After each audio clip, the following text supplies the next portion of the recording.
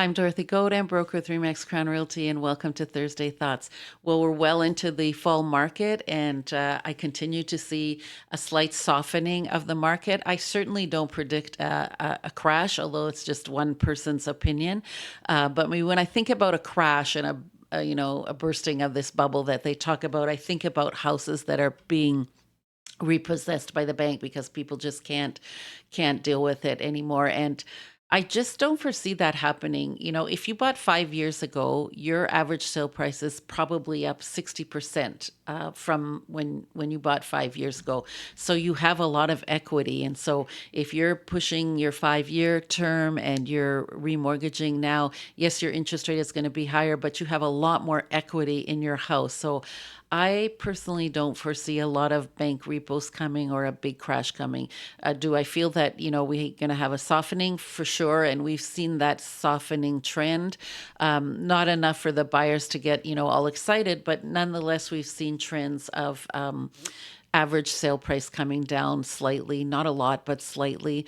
Not as many multiple offers. So far this month, 45% of all the residential sales within the city of Greater Sudbury sold at or above list price. And that number is, continuing to slide down. We have less and less of the multiple offers. The under 500 market is doing really great. I've been seeing listings, for $299 and $399, and for the longest time, you couldn't even find a listing that was under 300,000, and now we're having those listings come back. And 88% of all the sales so far this month have been under the 500 range. So if you're listed over 500 and well into the 800 and 900 and million, that's a market that's really having a hard time right now because people are sitting back and just evaluating their situation. And a lot of people just are very cautious right now in their purchasing. And for buyers, I think that this is a good market to start looking at because we do see sellers who, are not getting what they want, and so we see decreases. We average days on the market is now 23 days, so which is another sign of a softening. So yes, I see a softening of the market, but it's still going to be a strong seller's market for a long, long time. And I personally don't foresee this crash that they're talking about. Average sale price year to date is I think down 0.6%, so it's very, very similar. That, granted, there's not as many sales. I do find that a lot of people are deciding to stay in their houses and not upgrade or not get out of the market because it's almost cheaper for them to stay in their present house. With the way the rents are going right now, people are often opting to, stay in their house. Pay someone to cut the grass and clean the snow, and they're paying less than they would if they wanted to rent something really, really nice. So I think that first-time home buyers should get into their mortgage specialist and pin down your interest rate and then keep an eye on the market, as I say. And first-time home buyers, your house doesn't have to be this grand, your forever house. Pick something that is good with your budget, that maybe is not too big, a great starter. Let's get back to the starter home. I think if you have that starter home that is, fits well with your budget, then you're setting yourself to at least get into the market. I, I, I don't like to see first-time homeowners buy their dream house right away. I remember myself, we did buy a dream house right away, and to be honest, we weren't prepared for it.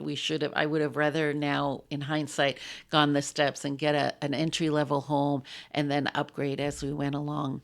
I had a weird thing happen this morning. I went to book an appointment on a house, and it was a fairly new house and has a tenant in it. And my request for a showing was denied because the seller has decided that they won't show the house unless they have an accepted offer. So you have to put in your offer first, conditional on seeing the house and being satisfied with that viewing.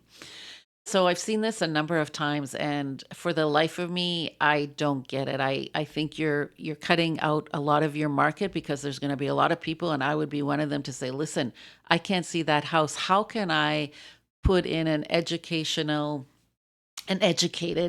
offer, if I can't see it. Yes, we have the virtual tours. Yes, you see the numbers and the taxes and stuff, but that's not the same as actually getting into the house. So I'll be interested to see, how many showings they actually get. Well, they're not going to get showings because they've declining showings unless you bring an offer first, which is, I don't get it, but I, anyways, it is what it is, and I'll just have to deal with it with my client. So I hope you find this helpful. I hope that the first-time home buyers see some light in the soft changes that we've seen with the longer days on the market, not as many multiple offers, and lots of listings coming on board that are under the 500, and even I've seen many under the 300. So right now we're sitting at 289 active listings. That's not including the new construction, which is a far cry from the 99 we saw during the pandemic. We still need lots of listings, and I think they will be coming along. Hope you find this helpful. Have a great week. As always, you can find me at Dorothy Godin at remax.net or 705-561-2360. See you next week.